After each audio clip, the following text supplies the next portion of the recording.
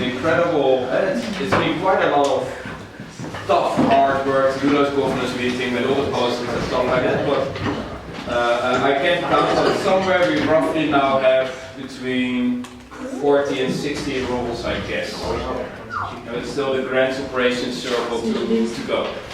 I think Indy said that at the general company meeting, it feels like we're capturing stuff that was already there.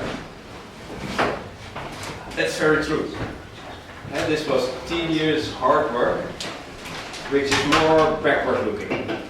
Over the next few weeks you'll have probably a couple more proposals that are just capturing what you're doing already. But somewhere over the next week you will start getting tensions about new stuff that's happening. That's hopefully much more meaningful than capturing stuff that you were doing already. So bear with this process for a while, that it might take some more meetings to capture what you're doing already, but at the point in time you will notice by how much it represents what you're doing, and then you're adding proposals that are really valuable to clarify and create those accountabilities and know that there is someone accountable to that. But that's what you will figure out over the next weeks by just practicing and doing the meetings. So now the Constitution, as said, it's 40 pages. We won't go in the roughly 45 minutes that we have and start from one and get through all those 45 pages.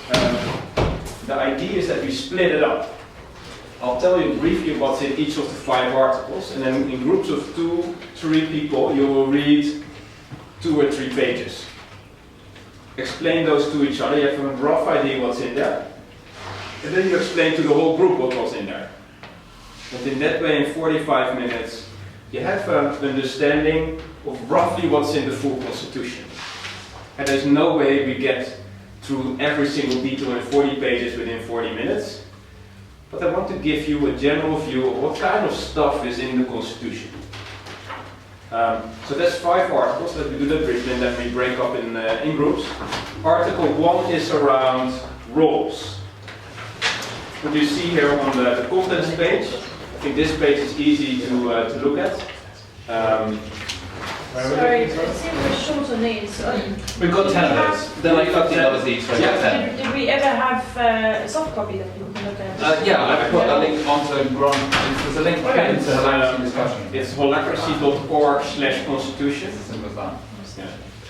So you can check it on the laptops. So in short, Article 1 is on energizing roles. What does it mean to have a role in a Holacracy run organization? That's Article 1. It's a very short and simple article. Article 2 is circle structure. What does it mean to be a circle? What are you accountable for? What do you do as a member of a circle? Article 3 is the governance process. And the governance meetings you run are step-by-step described in Article 3. Article 4 is operational process. What happens in a tactical meeting? It's the duty of doing a tactical meeting. And then Article 5 is adoption matters. You'll find there the reasons why Daniel Paulina needed to sign on day 1 the Constitution and what it means to adopt and what comes throughout the adoption process. That's in a nutshell what the Constitution is about. Let's dive in. How many? We have 1, 2, 3 folks online. So I asked Jeff and Robin, why don't the 3 of you make a group yourself? Sure, can do. Cool. Let's see, 3 of you, 2 of you and 2 of you. That's 1, 2, 3, 4, 5, 6, 7 groups. That's awesome. That will work out. And this is I have here the split. Remote people, you're Article 1 and Article 5. So out of those 5 articles, you take 2. So the first and the last article. The 3 of you are taking Article 2.1 till 2.4. 3 of you. The 3 of you are taking Article 2.5 to 2.7. Then The three of you are taking 3.1 and 3.2. The three of Those, and then Andrew here are taking 3.3. That's a tough article. 3.4 and 3.5. Article 4. How you, in groups of 2 or 3, are going to cover this, I don't care. If you read that full text, each of you, or you even split that up, And maybe you guys make it Daniel, hold on for a second. Yeah. Figure out with your group how you cover these pages. So read them. Oh, sorry. Totally my fault. Sorry, everybody. Sorry. You have till till 5 to do that. To read it and discuss it with each other. So in 10 minutes read those pages, no, even shorter. So probably a couple of pages, so read through those pages and then explain to each other what it means, what kind of questions you have. Let's take a bit longer. Let's take, it's 5 past, my clock is now of course, it's 5 past 4, let's do that, that sounds better. 5 past 4 we reconvene as a full group. Be ready to explain what is in those articles to the whole group in a couple of sentences. That's where you want to get to. That's quite a hard text sometimes, especially some of the articles, but get a basic understanding what is in those articles. Any questions? Can we write something? They're not mine. Who bought the letter? Who's mine? The companies. The companies. Daniel, your Holacracy implementation, what do you want to do with those 10?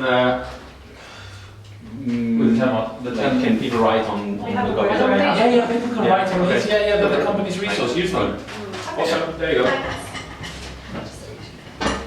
What did you say? Yeah. We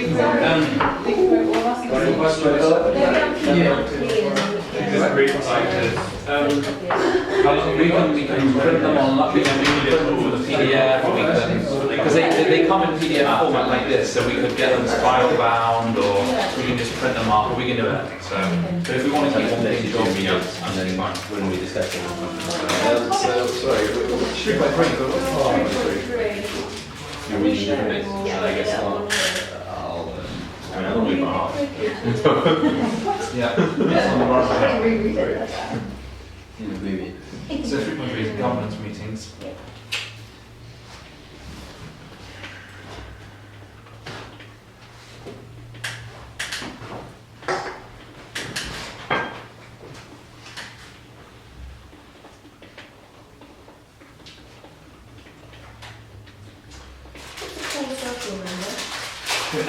Full circle member is, oh I know this, I do know this.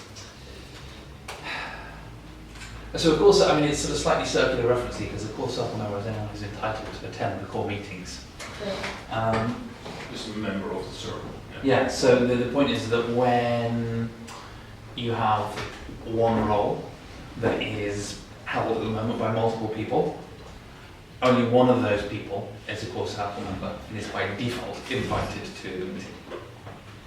Only one person. And who do you know who that is? Tell me who that is. Oh, I have a suspicion that somebody has to pay. I'm pretty easily distracted. Oh, okay, fine. Should we go outside? Because then we can talk about this. You guys. Get out the smelly room.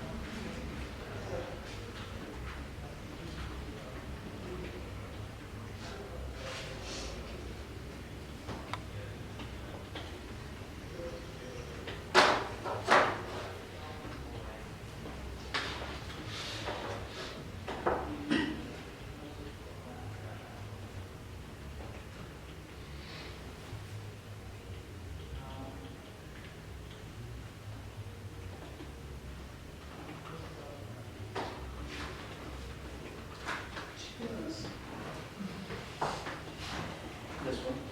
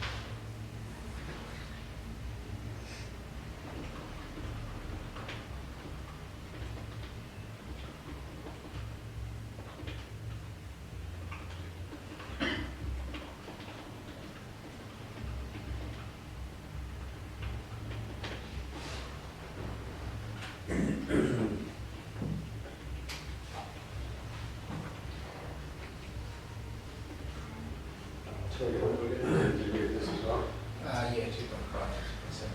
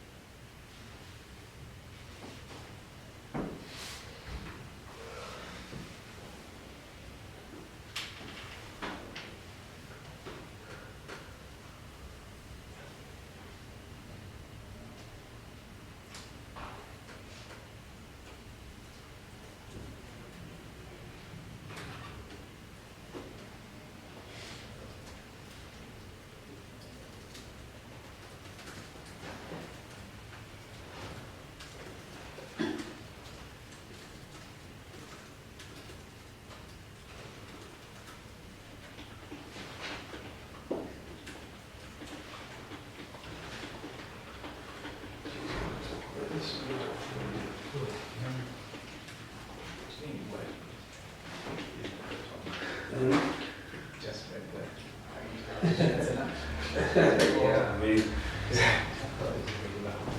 yeah, I think the idea is to put a little summary, but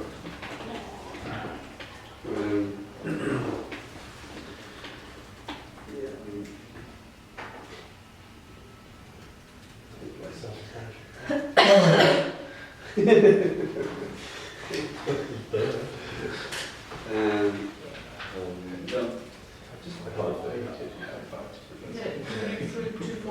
Yeah, so you've got it, you don't do it. Yeah. okay, so that's right.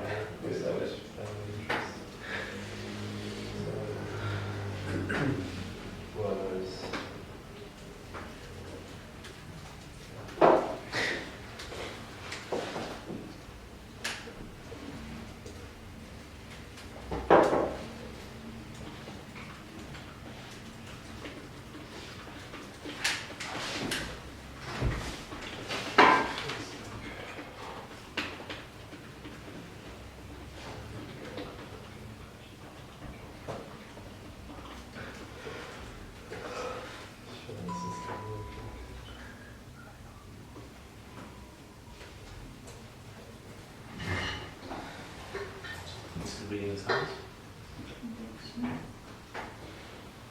So it's 25 strips. Company card.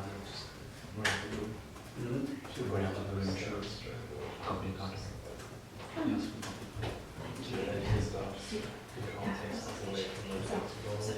It's a very recurring thing. I think it's more payments. Oh, my favourite is just so Okay, so you might be this. It's a major difference,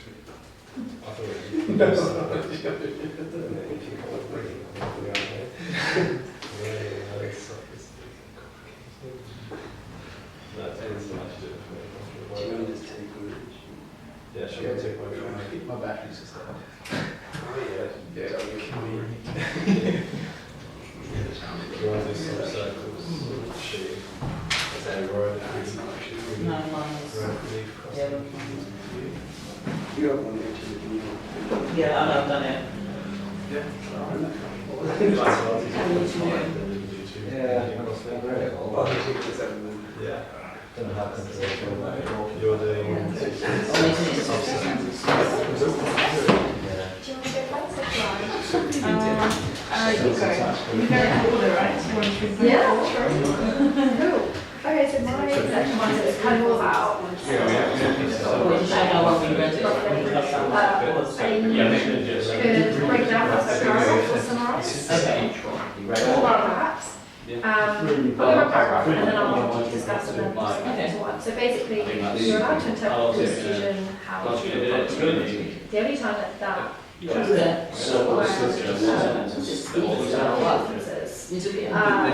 is when the secretary so I took this that anything is ever ambiguous, the secretary's view is key. And then What sort of things are we? Yeah, To this the stuff. first one. I don't know if we We want would to discuss say, it by one or we just just need run through it and then I to can condense our Okay. section. Yeah. Cool. That's the first thing. And then the second thing is if there's only two secretaries, the one that's in the bigger circle, the Great. circle, trumps So you've got to so the ambiguity, the bigger circle. amend the rules. And then if the secretary is in the way and it's like religious findings, then those decisions are become standards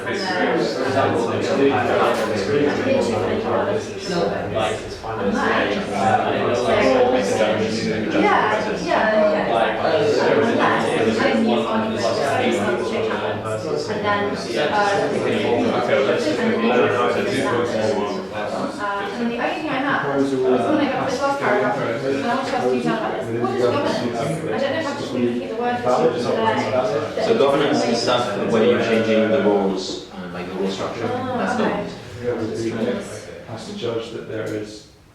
So the secretary can rule whether if somebody said like try to set accountability or You can have Koen one is meeting unusual. outside the actual meeting. that's not valid. By It any. doesn't mean anything. Yeah, It's not like okay. accountability. We had to remove that for GCC, for example. But Approve Which secretary. each, I would you- not be approved. I'm sure you had a couple of invalid lines Yeah. in the cell circle. Yeah, I didn't know that's what they were. Control and then just put. Shortcut is RPG.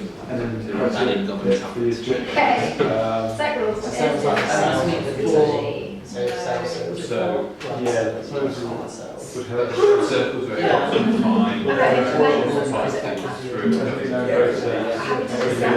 enough Um, there's 5 people that regularly. Yeah, So after this, Some of them we are went meant to the to group meeting. Yeah, so we had Each come up with like a each two-line line has the day summary it's of own role. So how about I tell you something about your explanation? So the secretary, so anybody can interpret the constitution, but where there is ambiguity or where two people's interpretations are different, then it goes to the secretary. The secretary can be trumped by a secretary of the sort of the circle that they're in. And if a secretary publishes anything, then it becomes a standard, and then that kind of sets a precedent until a new sort of compelling case comes along that suggests that the standard should be reviewed.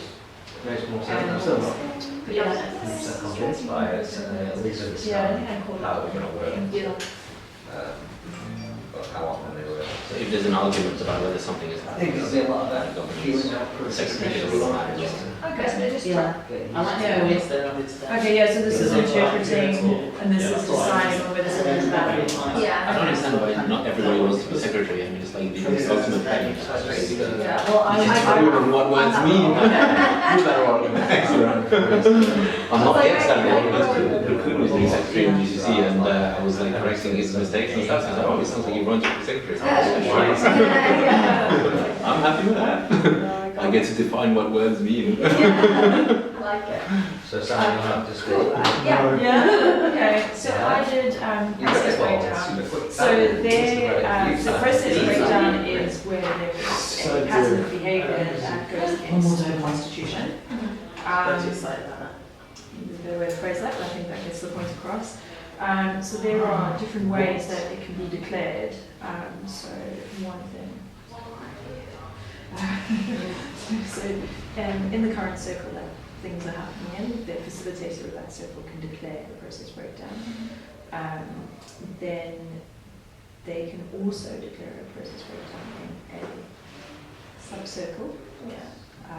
If they are seeing behavior there that's I was just going to say, it's basically any in line with the constitution. act Then the one that I was getting stuck on a little bit, which within the domain of the is circle. if the facilitator of this circle is looking at a sub-circle and wanting to declare the process breakdown, if they are also linked in that group,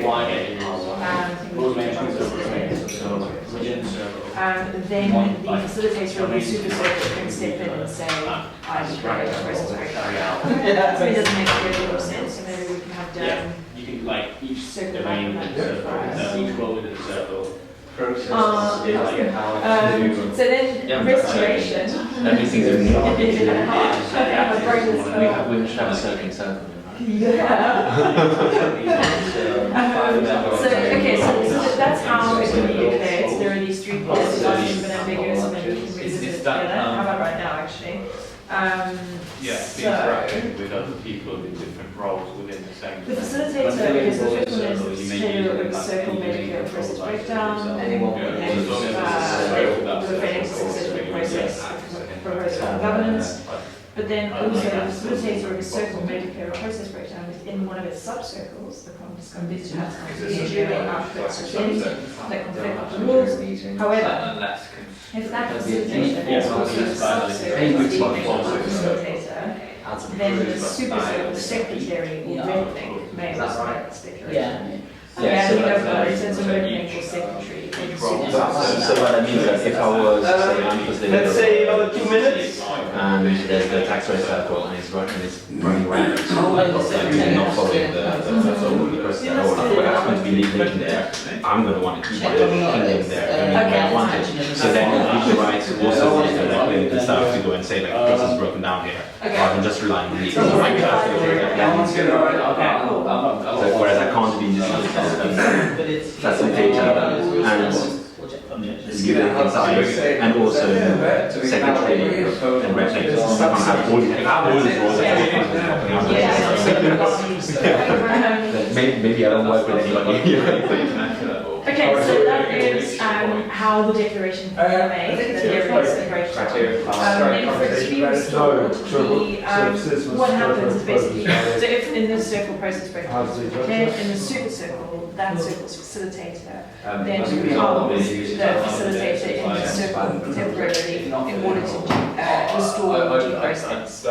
And the way that person does it, they have this project assignment, so actually, so they become facilitator or secretary, or they can choose to appoint them right away. But it becomes their project to step in and do something, and they can delegate that can be the other thing that happens is the person who becomes the new facilitator of this circle where the process is now trying to be restored, gets the special power to judge the accuracy of the arguments that were presented in order to either change it or object to. For example, if people are just being petty and then they can just go Yeah, I mean, that's the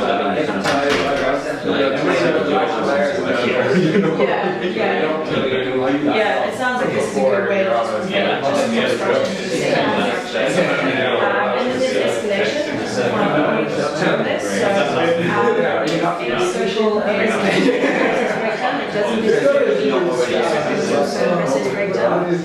So it's isolated. However, if it's not resolved in due time, or reasonable time frame, that would be seen as the super circle having a process breakdown. Because it's presumably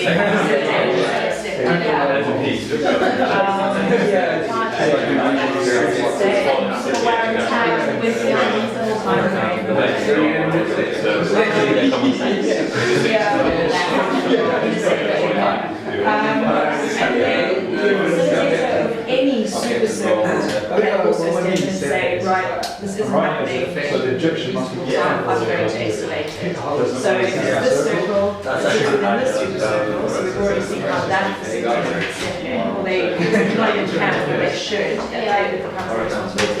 But so you can even go like 3 super circles out, someone there should just step in and say, this isn't working. Sorted. Yeah. Nice. Okay, but if the one above doesn't bother, then it goes up and up Yeah. until it gets to the point where the anchor can go for the GCC. But it doesn't have to do it step by step. It can be like 5 super circles up. Someone can just say, I see something here that is not happening. I think that's what objections and maybe the reason why it's like, maybe like this cycle needs to make a decision right now for the survival of the company and is not making a decision and like, so that's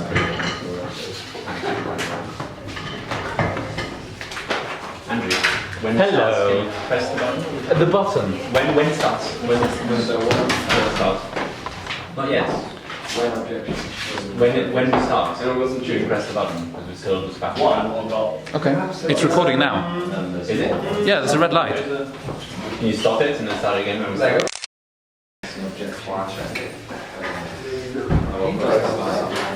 Right, we'll get our This time arguing about quotes. right, we are ready to start. There's that packet today. Sounds like some tensions.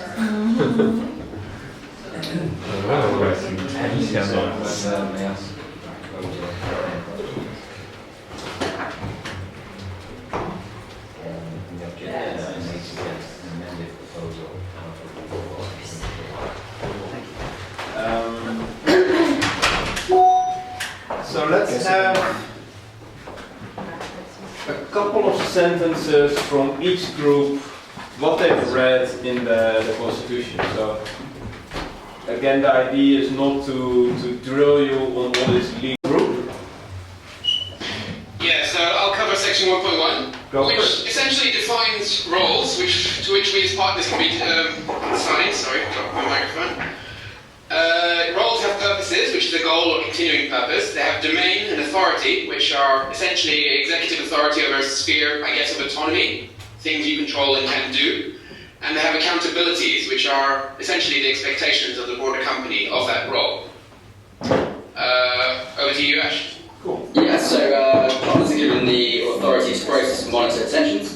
which is to identify a gap between the current reality and potential reality. Additionally, they're able to monitor purpose and accountability by defining next steps, actions, and projects, which may in turn require further actions.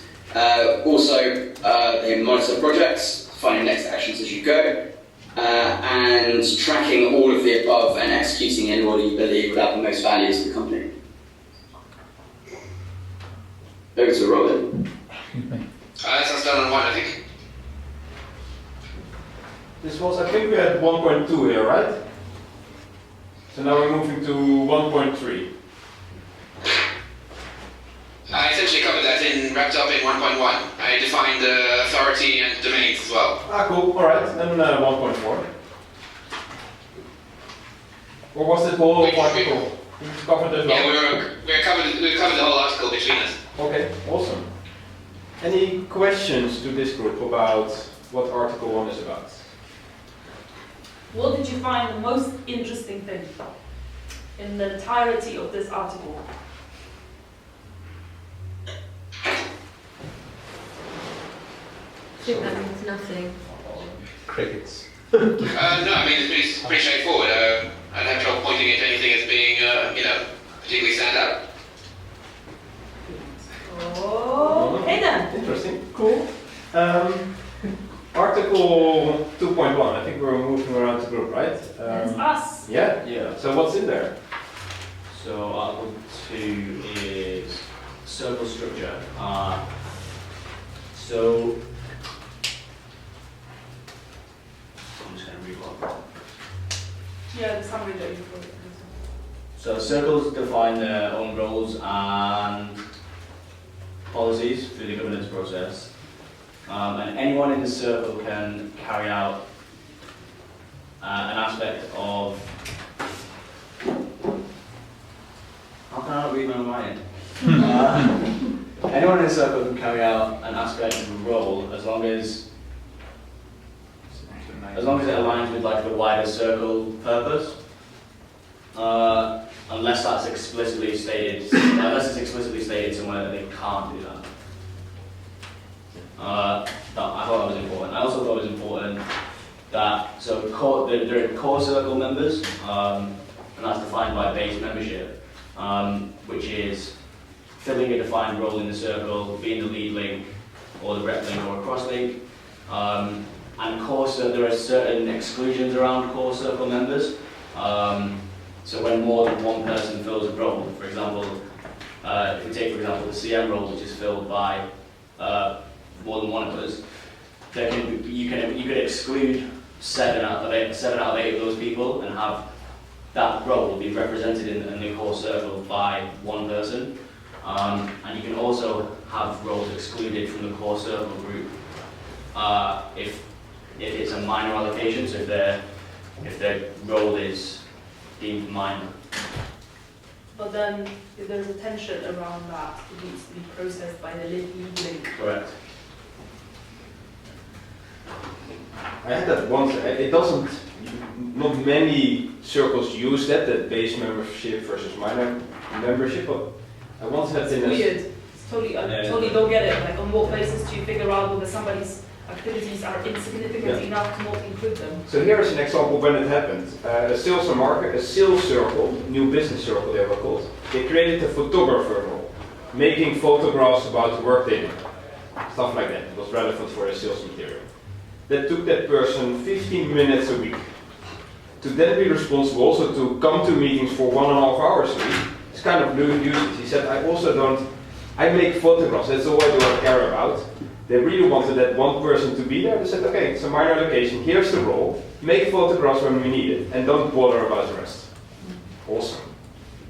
That helped them out. Or when you have 100 people in a call center, single role, having all 100 turn up for a tactical meeting, why don't you have one of them represent the other 99?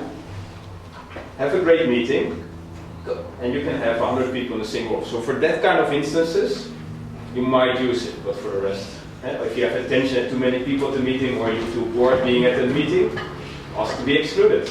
That's when you use it. But this is the kind of stuff what makes the Constitution fit. These weird cases you might stumble on, but hey, then even there's something written about it and you can deal with it. Yeah. I have a question. Yeah. Just like as an interest, I'd like to know more about what your opinion as a Holacracy coach for us is about the fact that this is stating that the rules are purpose-led, that the authority is purpose-led, and most of the rules we define don't have purpose. Yeah. So my experience is that if I ask you now to come up with a purpose, it's pretty hard work. If I ask you to go and do work within those rules based on the practical accountabilities, and notice when you figure out the identity, it's a lot easier. Just go and do work within those rules, and by doing work, that purpose comes typically quite natural. If I ask you in a month's time to take up an action to propose purposes for your rules, you just dot it out. If we've done that now in the exercise, it would have been half an hour extra, and you might not have been satisfied with the purpose statements you come up with. Typically, purpose comes a lot easier when you just do work and then figure out purpose afterwards. But it's weird if in 2 months' time all roles still don't have a purpose. Because yes, here it states, especially in Article 1 it states, the purpose, but the role is defined primarily by its purpose. So I like to the beginning of 2 primarily because it says you can do your own governance within the scope of your circle. And that's a weird thing for an organization to say. There are very little organizations where you can define your own rules within the scope of work. It's typically management or someone else doing that for you. Now you can do that. That's the power you now have within Holacracy, that if you're a member of the circle, you can propose changes to rules within the circle, within the scope of that role. Pretty cool. So we've been doing this for the past, I don't know, maybe a couple of years. What's the difference now that we've implemented Holacracy between what we were doing with new roles and this? You tell me. What we now have, Jeff, is a set of tools and processes to build like explicit shared clarity, whereas up until now it's been like, how could you tell what roles somebody else had? Where would you go and look for that information? Whereas now we're just like, oh, does this apply or not? Let me pop on the glass frog, yes or no? Yeah, sounds like that. Okay. Yeah. But let's explore it. Let's keep in mind, and there's maybe someone that will look at that measurement kind of stuff on how this Holacracy implementation is going. Hopefully they figure it out as well. Yeah, good one. 2.5 to 2.7. What's in there? So, Shane, you're going to take the 2.5, which No, I I had had 2.6. So 2.5 is elected roles. So the facilitator will hold regular elections as per Article 3, which is all circle people can be elected except for a lead link as a facilitator or a rep link. So yeah, a lead link can't be either of those two. The facilitator defines how long this election will last for. After each election term finishes, the secretary needs to promptly trigger a new election. However, any core circle member can trigger an election at any time as per Article 3. A circle can add accountabilities and domains to elected roles as well as amend and remove them. However, the circle can only add to its own rep link role, not a rep link that has come from another circle such as sub-circle. No circle can override constitution-based purposes / domains or accountabilities, or get rid of one of these elected roles entirely. So then goes on to surrogates. So surrogates fill in for elected roles when they're not there for any reason. These filled-in positions are selected in the following order. So first will be if someone's explicitly specified as a surrogate, so there's okay, the natural thing is if he's not here, then this person will do it, he or she. Or second is the facilitator, third is the acting secretary, fourth is the lead link, or fifth, basically, which are the first core circle member to shout out that they'll fill in. So, Yeah. Yeah, exactly. If you suddenly find yourself in a meeting with no secretary present, then this tells you who might fill that for the time of that meeting. Cool, 2.6. So I had 2.6, it was sub-circles. So a circle can expand its defined roles into a full circle by its governance process. So the new circle, the sub-circle, the new one is called the sub-circle, while the original circle is called the super-circle. The circle can modify its purpose, domain, or accountabilities on a sub-circle, and that's done through the governance process. Through its governance process, it can also remove a sub-circle when it deems fit. The circle's lead link may assign someone to lead link for each of the sub-circles within that super-circle, and each circle normally elects a rep link to its super-circle. So I think maybe that example before with the call center, where one person can go and represent someone in the main super-circle. Yeah, it's primarily right. If this is GrantTree, then if you look at the subcircle from the outside, it's just a role. And like if you were part of the sales and marketing circle, you created roles in the governance meeting, and the lead link assigned someone to that roles. In the general company circle, we do exactly the same thing to subcircles. We see it as a role. There's a role called sales and marketing, and someone is assigned to it. And we might change the accountabilities of that role, sales and marketing. Oh, and hey, by the way, it's actually a circle, but from the broader perspective, that doesn't matter. That's what's in 2.6. All right, 2.7. Yeah, 2.7. 2.7 is about cross-linking and basically addressing the fact that independent circles might have a need to communicate with each other. So facilitates that basically. Replink. Huh? Replink. No, it's a cross-link. Yeah, it's a cross-link. So basically, yeah, no, please. So the rep link takes it out, and then you can take it back in. It's a bit of a bureaucratic process. So if there are circles, and maybe they're like, there's here a circle and here a circle, you want from this circle to communicate on an ongoing basis with this circle. If it is sporadic, you just find that role, go and talk to them, have no restrictions. But if you like a link between here and here, you would talk with the rep link to this circle, by the rep link to that circle, and then into that circle. Gee, that's crazy.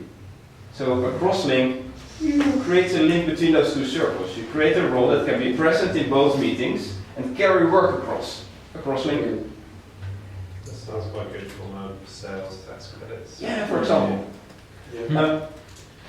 I don't see it much in practice, but yeah, in that kind of instances you might use it. If you find yourself tedious, you go always up and down, create a cross-link, and you can do that. Yeah. I'm wondering why don't we elect a cross-link other than the rep link? Because that seems to be a much straightforward approach to communicating. Because the rep link, if it's 3 levels down, it's to another rep link, and carry it in, and maybe you take 5 people, 5 different roles to make the communication happen. Yeah, exactly. But like, given that we've elected our rep links earlier, I'm wondering, wouldn't have made sense to elect cross links instead? Because it looks like we'll use cross links much more than rep links.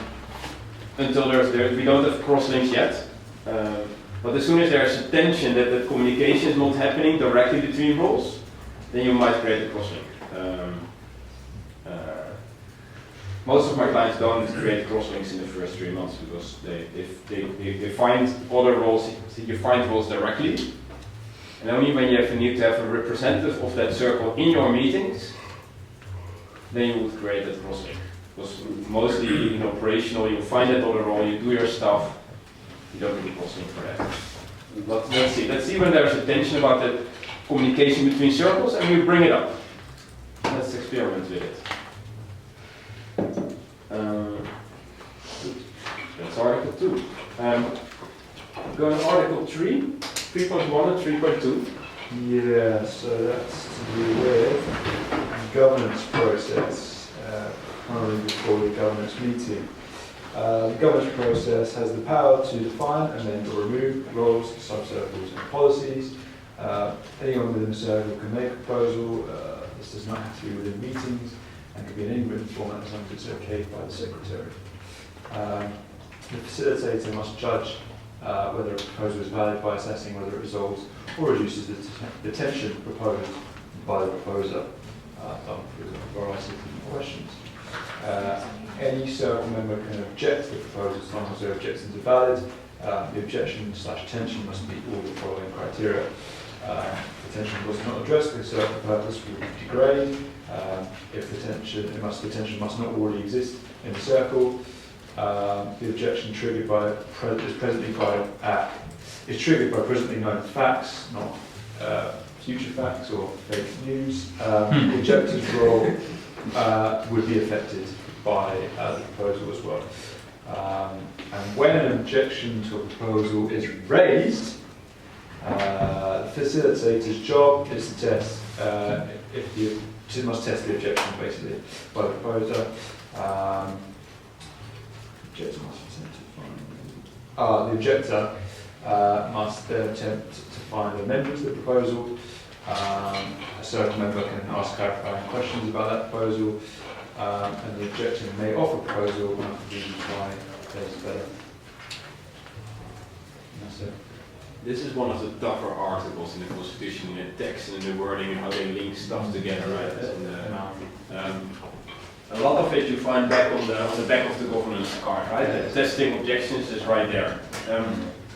If I pull out something, then it is 3.2.6b. If you have that integration, if you have an objection and someone says, hey, this is harmful, let's step back. The idea from integration is that you're together as a circle. You serve the same purpose. There was a tension which we want to solve. It's part of the circle, so it would help us if we solve it. Someone has an objection that's been tested, vetted. So that also said, hey, it's harmful or step back if we accept it in this way. So you have two really good things that you want to solve from the purpose of the circle. So you actually have a win-win to integrate it, if you look at it from the circle's perspective. So integration should go smoothly. If it doesn't, then these articles say, look at who tries to contribute, and as long as one of the two keeps contributing, you keep going. So we're getting to something better. The person who first stops contributing loses. So if you are the objector and you say, well, I really can't live with this proposal, but I don't have a better idea and I don't want to try, and I don't want to listen to ideas, okay? Your objection is dropped. And the same for the proposer.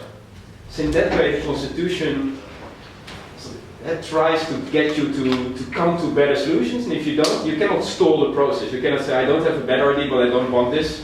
Okay, sorry, then we move forward.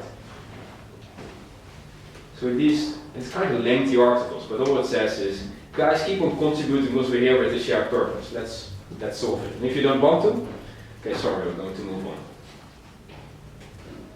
So hopefully in that integration part, when there are objections, you feel that you serve the same purpose as Circle. And from that spirit, you hopefully come to better solutions. And if that doesn't feel like it, those articles might provide some more guidance there. That's 3.2. 3.3, the governance meeting. Yeah, I've got some notes on this. The secretary schedules meetings. They could be regular and or when requested by a circle member. The facilitator presides over meetings using the rules and policies. If the secretary schedules it, it happens with reasonable notice. Other people can be invited by the lead or rep link or the cross link, but we didn't mention that because we don't have any, to aid in, that's not a word, to aid with tension resolution, specific tension resolution. So if they think that someone else is going to be able to help to get through something, they can invite them. When they're invited, they are a circle member, the same as anyone else in the meeting. If you're supposed to be at a meeting and you're not there, you are taken to have no objections to any tensions or any decisions made in that meeting, and there is no minimum attendee number. The process is 1 check-in, 2 admin concerns, 3 agenda building and processing, 4 closing round. Policies can add to this process as long as they don't conflict with it or anything else in the Constitution. Agenda points are to be added during the meeting, not before, and they can be added to as much as desired. Agenda points should be to process one tension at a time, give it a short label, and you must not discuss it until your turn. The facilitator can decide on the order of tensions to process. Elected role elections always go first, and if the meeting is held because of a special request, the person who requested its points come first. The facilitator guides the participants through the process. Election tensions use the integrative election process, other tensions by the integrative decision-making process. The governance meeting card that we have is just the shorthand for the integrative decision-making process. The integrative election process is lengthy. First you identify the role, then each person fills out a ballot with their name on it and the nominee's name. Then the facilitator reads out each person, saying whose it is and who they've nominated. As they read it out, each person explains why they've chosen that person. There is no discussion. Then there's an opportunity to change your nominations. The facilitator then makes a proposal for the person with the most votes. However, if there's a tie, the facilitator can blindly pick who they would prefer. They can, if one of the people that's tied is someone that's already doing the role, they can also do that. Or they can ask for people that didn't vote for one of the people that is in a tie to re-vote for someone to get a clear winner. And then the facilitator runs the normal governance process, the integrative decision-making process, except objections come first, and the person who was nominated, they only can air their objections last, everyone else comes first. Objections can be processed, or the facilitator can discard the proposal after the objection. They go back to the prior step to find a new person to propose instead. Discard when? After the objections round, or during the integration round, so when they're integrating. On what basis would it be discarded? If they decide to, You can based just, on objections. in an election process, if you're up for election for a facilitator and someone objects to that, it's kind of, it could turn into a weird thing about you personally, why they object to it. So you could process it. I could say, okay, why is it hard for Mr. Beck to elect you as... Because he's stupid! That's why. Exactly, that kind of stuff. If I'm not into that in facilitators, I said, okay, I'll drop this proposal immediately if I hear an objection. And anybody else can, if you voted for him, you have to re-vote for someone else and we'll see what happens. It's just weird to do those objections, you just get them over with. And if it's really harmful, expect to have someone into a facilitator or a secretary role. Yeah, let's drop that proposal and elect someone else. There are probably more people who could do this, but that's what it just allows you to drop it. Yeah. Final point. Participants may accept next actions and projects during governance meetings, despite them supposed to be about governance, as long as they don't distract from the intended focus. However, the Secretary may not capture any operational outputs or decisions in the governance records. Operational outputs and decisions have the same weight as those made outside of the meeting. Yeah, cool. So if I add two things, you're not required to join the meetings. If you have more important stuff to do or you just don't have tensions, carry on with your work, don't show up in the meetings. You'll get the outputs afterwards by email. If you turn up to a meeting, you're the only one, awesome, you have a very quick and efficient meeting. Capture your things, accept your proposals, there are probably no objections. Great, everybody gets the results by email and you solved your tensions. So that can happen sometimes, it's pretty rare, but the meeting doesn't cancel. If it's being organized, if people choose to be there, great, if they're not, then do your thing. And the second thing is that the election process is indeed a big thing. It's the reason it's set up in this way is that it is not a beauty contest. Because if we would do a beauty contest, we say, hey, who likes to nominate himself for facilitator? There's only disappointment. And then 3 people turn up and then we need to vote. 2 people feel left out because they don't get the vote while they wanted it. It's typically a disappointing process to do a beauty contest. So it's turned around. You can nominate anyone. So in that process, you can give compliments. Everybody gets a few compliments. And hey, and by chance, we also elect a facilitator. So it's a wraparound. Instead of nominating yourself, you nominate someone else and give a compliment why you would really love to see that person as facilitator or secretary. But then it does take a little bit more time. That's how the election process is set up. There's a fun thing that Andrew pointed out as well about how it says with reasonable notice the secretary organises, but the secretary also decides what reasonable notice is, so the secretary can just decide to hold a meeting whenever. Yeah. And if you dislike how the secretary does it, give him or her some feedback. If then they still don't act, ask for an election. Is there a way, or like in the constitution when we write things, to put boundaries around? It's what you're saying about, I could just decide to have a meeting on a Sunday when no one else is going to see it, but I will be the only one and I can get my thing across. So to stop people from doing that kind of thing, to kind of put boundaries, it must be between 9 and 6 or. So until we do. If you see that happening, create a policy. Create a policy. Meetings can only happen between 9 and 5. Unless there's extreme circumstances. And start giving some feedback. And if you doubt that secretary gave notice, you can ask the secretary to scrap the results.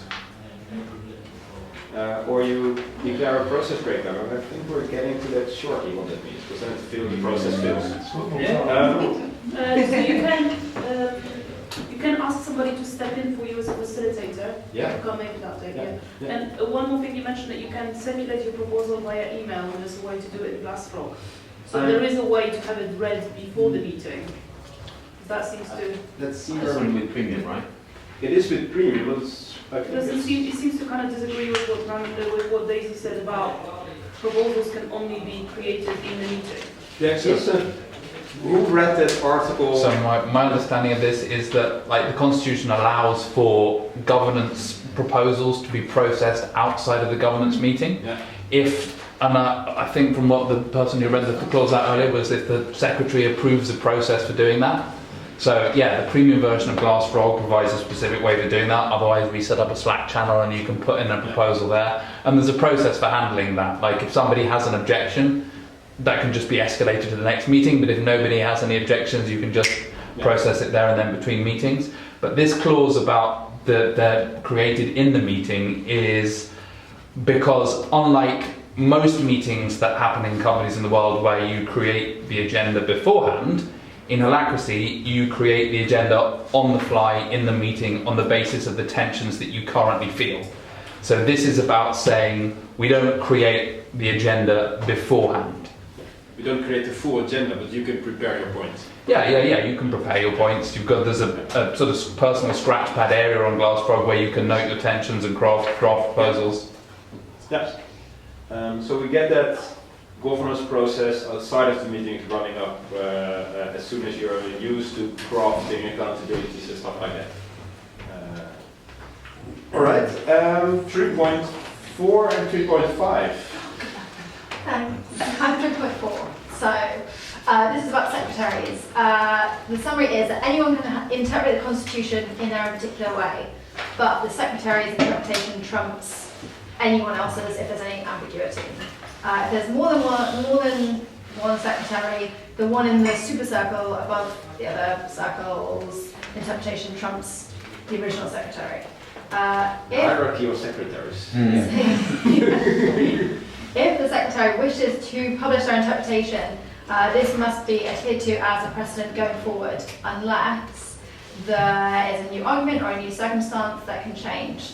And if that changes, that issue would be either in a small circle, which is where the bigger circle secretary is not even there, or if it's in the bigger circle, then the small circle secretary is probably not even there. So I'm just wondering, is there even a second stance where you have to compare this secretary's understanding the town secretary's So understanding. the constitution is built up based on actual tensions. So apparently they somewhere had a case where two secretaries gave an interpretation and it came kind of different.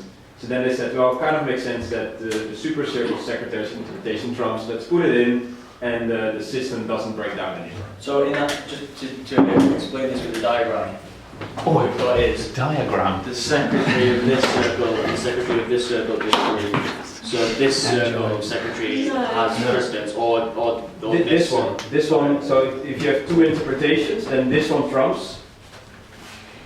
And it's good to have an interpretation, and that interpretation stands till there's a new proposal in government. So the only thing that interpretation does is make explicit who has attention then about it. Because if those two disagree and this one trumps, then this probably now has attention. They will propose something to clarify that in governance, and hey, then it's solved as well. If you're in the little circle there, and no, the smallest one, and you're a participant, not a secretary, and the secretary has ruled against you, or like ruled in a way that is not favourable to you, can you invoke the secretary from the super circle, or do you just have to live with it? Now, I would not live with it, but I would just solve it myself. I would come up with a proposal in governance to change the wording that it is clear. And it's primarily interpretation about what the words mean. But it's also interpretation of the constitution. So if you disagree with the interpretation of your secretary, then you could definitely go to the super Okay, circle. so you that can kind go of allowed to cases, send that in. If this secretary rules different, then that secretary has to follow. Okay. Yeah, there we go, right? This is the Supreme Court, the higher office of constitutional law. Yeah, but would you go yourself Yeah, again, the or would you GCC. like send your cross-link, blah, blah, blah, blah? Always go self. Go self. That's always the starting point. Try to solve it yourself, and if you don't, then this is again something to send out your rank link. Yeah, send your rank link out to solve this for you. These are rare cases that you run into this. complicated board game. But it's good to get clarity, right? That's the thing that we try that this tries to achieve. So you'd never have two secretaries in the same meeting, so this is about between meetings, if you're like... For instance, if Sam had a role in the anchor circle... Literally much half a 3.5 was... that was me. Yeah. 3.5 is very exciting, guys. It's about... Process breakdown! Yeah! Okay, so process breakdown is when a circle shows a pattern of behavior that conflicts with the rules of the Constitution. And there are a few different ways that somebody can declare that the process is broken down. So an example is if a facilitator of a circle, or the facilitator of a circle can declare this process breakdown if the circle that he's within fails to successfully process a proposal in reasonable time. There's no definition of what reasonable time is, but at that point they can make that declaration. Also, something we didn't discuss, is the person who proposed that proposal, if they feel that they've specifically called a meeting for that proposal and the group has failed to process it in good time, they can also declare process breakdown. You can also, if you're a facilitator of a circle, declare process breakdown in one of the sub-circles. And in cases where a facilitator of a circle is also the facilitator of a sub-circle, then the rep link or secretary of the super circle can declare process breakdown in that sub-circle. Was that clear? So, what a big circle, right?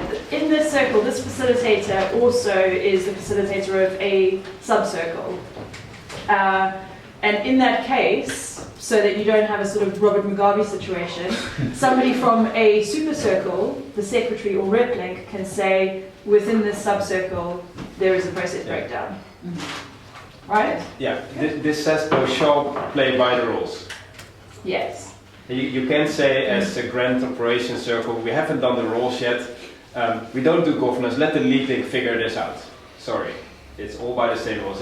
You can play, you can get along with it, quite a lot of that, but if someone says, I don't like how we do this in this circle, it's not following the rules, then this is, you can call out a process breakdown, and what happens then is the hierarchy of facilitators then if the breakdown happens here, then the facilitator of this circle steps in. If that facilitator doesn't get it back on track, then this facilitator will come in. And they will do that till the process functions again.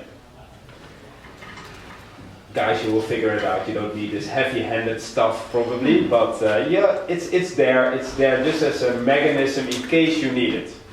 So is it when that happens, because I know just from a story of one instance when that happened, where somebody from Holacracy 1 was implementing this with a client, and apparently there was an election, and a lady was being kind of voted to be elected secretary, I think, and there was somebody who just said like very kind of harsh personal feedback, she can't be trusted because whatever to do that role, and that's where the facilitator invoked the process breakdown. So I know that it can happen like that, but I'm just wondering, what does that mean? That we suspend the meeting, we decide we're calling it off, guys, it's not working, and then we just bring somebody else in, and what do you do when that happens? Exactly. So if you would have a proposal, which whether it's an election or something else, where the rounds keep on going and going, I am the facilitator and don't feel I can bring it to a good close.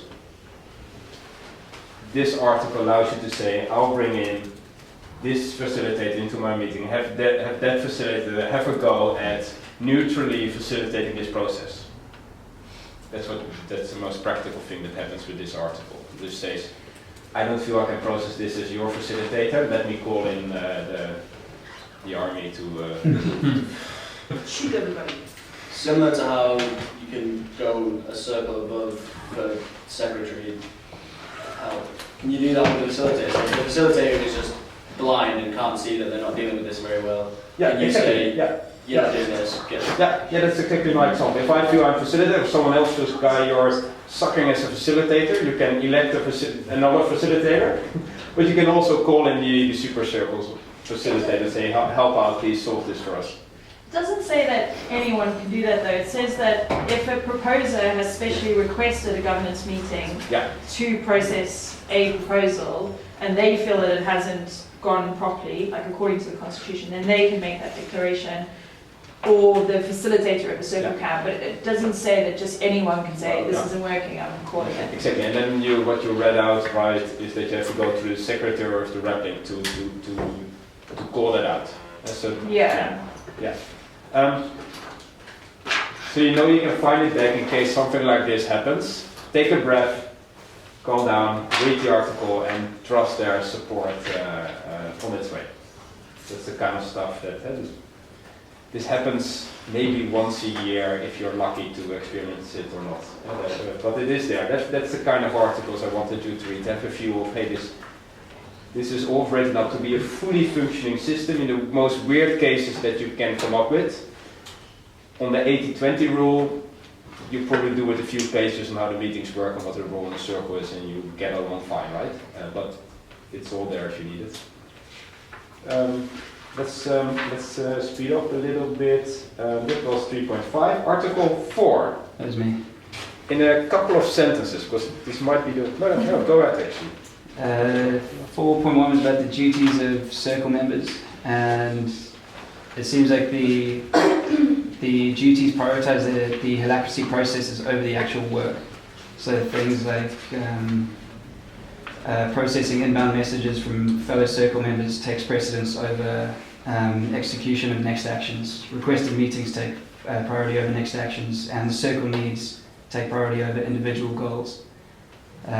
So that could theoretically improve efficiency by making sure that anybody that's dependent on an outcome of tension can get that resolved before, instead of waiting for people to do other work. Then you're also one of your duties is to fulfill the expectations placed on you by others within your accountabilities, but those accountabilities have to be explicit, and you're not responsible for any prior expectations on you from before Holacracy, and you have to give transparency over actions, projects, and projections to give other people a better understanding of what to expect. That was all 4.1. I've got 4.2 as well, which was about the tactical meetings. We've been through the structure of them the last couple of days, but the bits that I found interesting were that the secretary is responsible for scheduling them, and everyone within the circle is invited, but doesn't have to attend. Yeah. Only when it's requested, and that's what's written in 4.1. If someone explicitly requests you to join the next meeting, you have to prioritize that above doing regular work. But anything else, just decide yourself if you want to be there. It's an open invitation. Yeah. All right, that's 4.2 to 4.3. 4.3, individual action.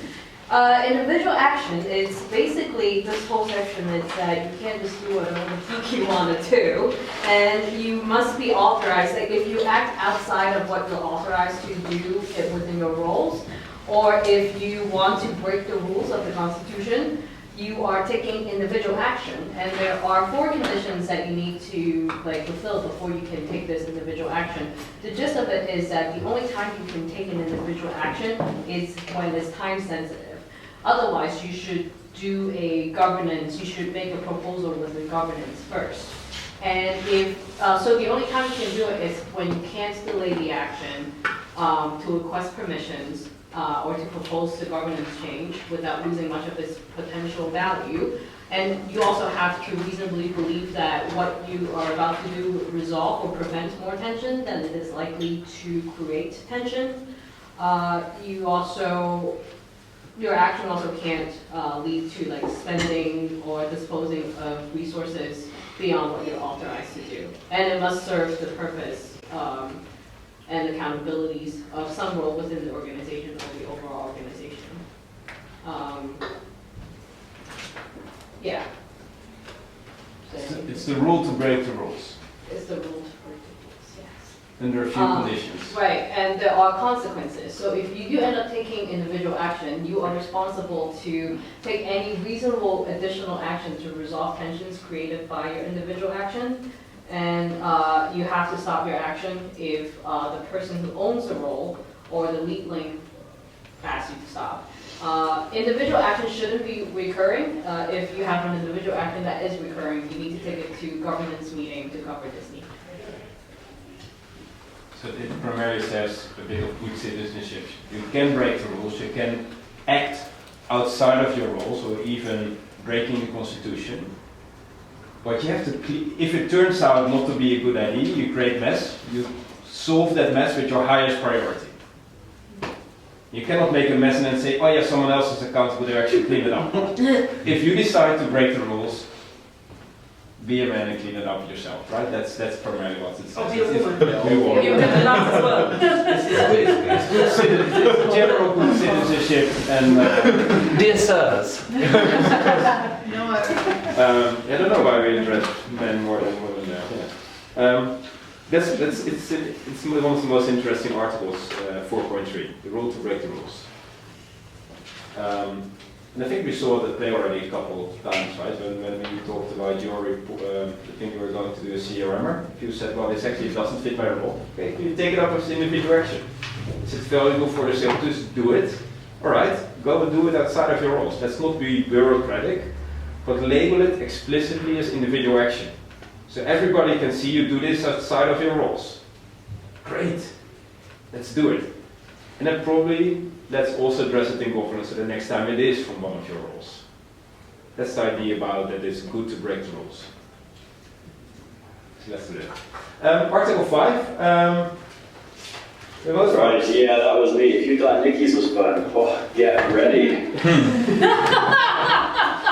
Alright, 5.1, ratifiers cede authority. So by adopting the Constitution, ratifiers cede authority to govern and run GrantTree and may no longer do so except the authority granted to them under the new rules. Now my question to you guys are, who are the ratifiers? Dan and Powell. Dan and Powell have effectively given up the authority to run and govern GrantTree, is that true? Yeah. Oh, look at that. Great. Nice, well done. So they may continue to hold and exercise authority. They do not have the power to delegate, which I guess entails things like them being directors on company's house and signing certain documents, etc. 5.2 is on the anchor circle. The anchor circle ratifiers may appoint a lead link or leave the anchor circle without a lead link. I'm not sure this was discussed in the meeting you guys had at 2:30. Will there be a lead link, the anchor circle, which is a general circle? No, the anchor circle in this context is the board, the shareholders board. Yeah. And it's currently without a lead link. Yeah. Okay. So what happens without the lead link? Oh, sorry. I thought that. So which circle is Daniel the lead link of then? The general company Okay, circle. so there's a general company circle and a board circle as well. Which is above the general company circle is the board circle. Yeah, but I think Jeff was asking about who's the lead link for GCC, and that's No. Daniel. No. He asked, I think, the anchor circle. All right. So Yeah, so the anchor circle is a GCC in this case, right? No. The anchor circle is the board. It's the highest existing circle, which is the board. So if you put up Glassrock and you look at the view organization, then the broadest circle you see is the board. That's what the Constitution refers to as the anchor circle. Okay. And GCC, Jeff, is where all the subcircles that we've created sit, and Daniel is the lead link of the GCC. So most organizations use this setup to separate the ownership of the company, the people that also have a head as shareholder, outside of the operational business of the organization.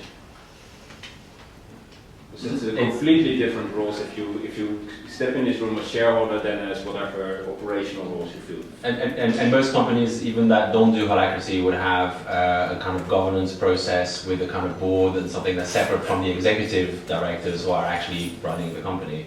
I believe, so right now we're leaving this board circle dormant. We're not going to have meetings there. We're not really using it. It's just there set up so that when we decide we need to use it for something, it's already set up. We don't have to deal with the hassle of recreating this. So there will be no lead link right now for the board? No, not at the moment. Okay, great. So there's, in the Constitution, there is stipulation, any role within that board, anchor circle, may exercise lead link authority. So then about the GrantTree purpose, which is the next section on this one. The purpose of GrantTree is the deepest creative potential it can sustainably express in the world.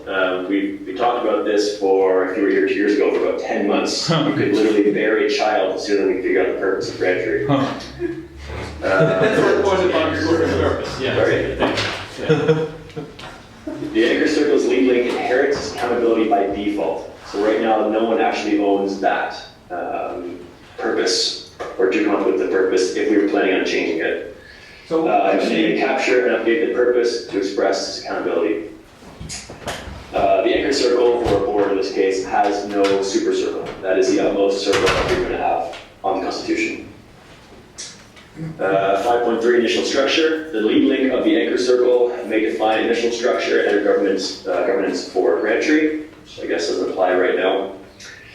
Legal policies. Any existing policies and systems that GrantTree has in effect before adopting this Constitution continues in full force. So this, for us, would be things like the hiring and firing process, work-related policies. Is that legal though? Sorry? Is that a legal policy though? I'm just not. Yeah, legal policies. Just any policy, any existing policy. Your advice process. Yes, except for pay, which we have to redo. Is that right? No, I'm joking.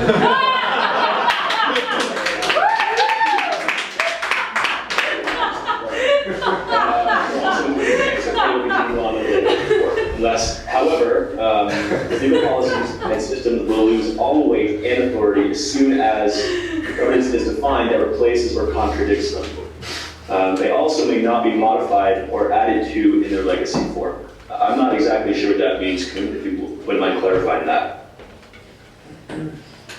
So you cannot change. So take your advice process. You cannot now change your advice process outside of the governance. If you intend to change anything that was already there as a policy, it has to go through the governance as it is now. You can leave them as is, untouched, for quite a long time, but as soon as you touch them, you need to bring them inside of the governance of the organization. That's now ruled through this. Does it help? It doesn't mean redoing them entirely, bringing them inside and assigning accountability or a role to them. You could, over the next weeks, just literally take over all those policies you already have, capture them as is. Understand. Okay. The last one, 5.5, was a ratifier may amend the Constitution at any time. So the entire thing we talked about can be changed by a ratifier. Yeah. So by those two signing the Constitution, only they have the right to revoke implementing Holacracy. If you have concerns about how we're doing this or how we run the organization in this way, until they revoke their signature, we run Holacracy. And then it is completely off. And there's no halfway of doing Holacracy. That's also what 5.5 says. If you do it fully. So then, this is 4.1. So like when 4.2 comes out, or like when 5.0 comes out, like what happens then? Is that the same thing? Like, I lost you. You have to tell a bit about the sentences in the... No, so this is version 4.1. Yeah. So like when if you imagine it's an operating system, when 5.0 gets released, like then do we have to like read this through together again and like do all this signing thing again and stuff, or do we just... If we want to. You can operate under 4.1 for quite a long time probably. 5.0 is on its way. I don't like the direction it is going, so I know already quite a lot of companies that say we'll stick to 4.1. I know a few organizations after 1 or 2 years that said, we know better, we'll create our own constitution, so they can create a constitutional role that... But then again, it needs to... Currently, these signatures hold the power to overdo that. If then they sign another constitution, then we'll run on. Just upgrading your operating system on your phone, right? If you press yes, then you just signed another operating system. But that's up to those two. So that 5.5 gives a bit of ownership to the owners, right? If you just fully give everything, every power you had away to the Constitution, a lot of owners of companies say, sorry, but I'm the owner of the organization, I'm the shareholder, I still want to have the right to pull this back in case it doesn't work. Yeah, for most it makes sense. So that's what 5.5 says. They have, by signing it, they have the right to repeal it. Cool. What don't you like about version 5? I'm Dutch. So I like a minimum constitution. They're blowing it up to include all kind of additional processes, which could be valuable. I love this document to be thinner and simpler, and then have organizations choose themselves what they add on top of it. Have every organization put constitutional amendments as policies in their Inco Circle, whatever. And they're doing stuff like an employees council. Yeah, I see. Yeah, exactly. That's what I have. Like, it's valuable to have your employees represented at a more formal level in the organization. And it's good to have the employees' voice as well, besides all the role stuff we're doing. But the step they're doing is in a very American way to formalize that. I don't need that in the Constitution. I think every organization needs that in some form. Yeah, that kind of so that's they're blowing that up too much. But it isn't formalized. The match is not yet over, so we'll see where it goes. You can contribute to the Constitution. It's an open source thing. It's on GitHub. It's a development platform, and you can put in issues and fork it and do whatever. So if you have ideas about what you want to change, bring it up. So Koen, if we change the Constitution anyway, does that mean that Holacracy will refuse to acknowledge that we are using Holacracy? We can add policies, right? Yeah. And then if we add it to GitHub, it's their choice of whether it adds to the Constitution or not. So it's a bit like Brian was saying, if you're building apps Yeah. on a particular platform. So this is a platform, and then we can build our own apps on it using the system, but kind of deciding that we're going to have this fancy app that deals with pay, since we do Can we take this offline? To answer the core question, I think it was, would Holacracy 1 recognize whether we're running Holacracy if we modify the Constitution? That's, I don't know, Koen can answer that. It depends on how far you adjust it. I know an organization in the Netherlands that changed the word tension to the word spark. They hated the word tension. Then it's not formally called Holacracy. They also called it Spark instead of Holacracy. Holacracy wants the last one, and they don't have wrappings. Very interesting. They operate without wrappings. You could do that through a policy, but it's actually a constitutional amendment. It's not Holacracy. Does Holacracy 1 recognize you do something very similar? Probably yes. There's also Blinkracy. Blinkracy captured this in 4 pages.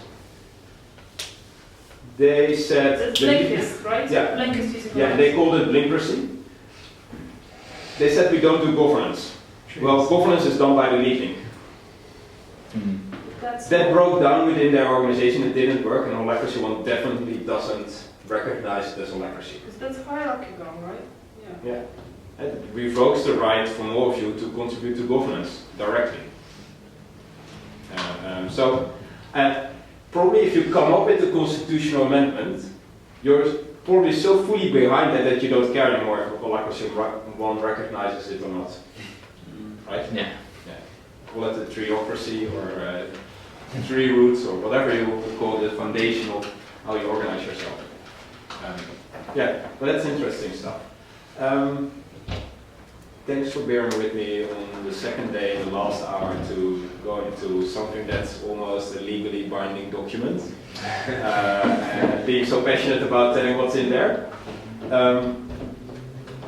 Facilitators, if you like, definitely read those articles. It was a 3.4, 3.3 about the governance process, and 4.3 about the tactical meeting. It might help you a lot.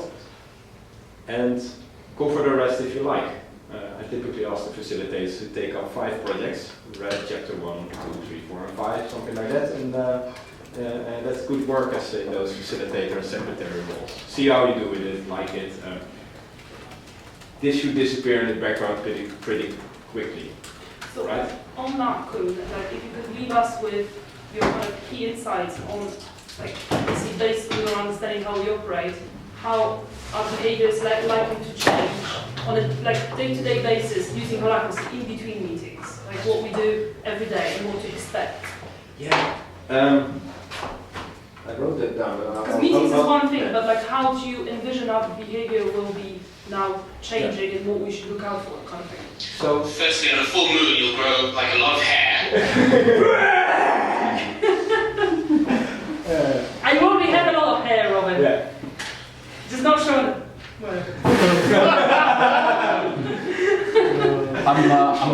I'm conscious of time. We're now over time. Yeah, we're over time, right? And so I'll write it on Slack as well, so you capture it. You don't need to bother about it now. But my 1-minute response is: start acting from the rules you have, and be a Ferrari. Try to take as much speed as you can within those rules.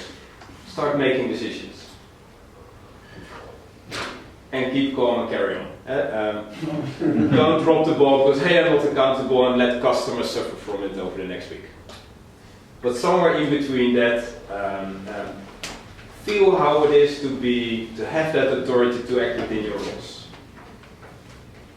That's one of the big things outside of the meetings, to really own those roles. You're like an entrepreneur. You're the business owner of that role. You're free to decide whatever you think is valuable for that role to move forward.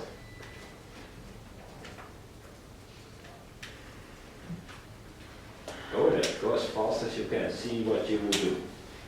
Dance on the tables, but don't throw tables out the window. Just go as fast as you can and let others have tensions about that. And truly let them have tensions about it, because probably that will create the boundaries which you actually need to evolve it.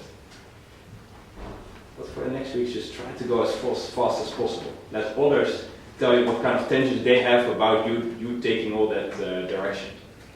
Trust you know best what you do within your roles. And then tensions are a great thing. Tensions will then evolve the system that will grow it in something that is meaningful, in which you can keep going at your speed. But trust you can decide what speed is relevant for your roles. I'm here probably in a couple of weeks. I'll be remotely joining from Skype, most likely next week in your first meeting. Anytime there are timeouts and interesting stuff happening. I'm curious where it will take us. The last thing I had in mind, which I typically do at the end of the kickoff, is give you kind of a postcard that you could write to yourself, which you'll put on a wall somewhere. It's like, what do you really hope this will bring us in the next 3 months? And that person that might have that role about evaluating if we should carry on with Holacracy, if they would read out these statements in 3 months, that we actually achieved it. Well, give us an example. Anything from smoother runner meetings to much more clarity on how we contribute, much more effect on sales or happier customers, whatever you hope. Really turning self-organization on with Holacracy is going to achieve with you. And will you take them away? Will you give them to us?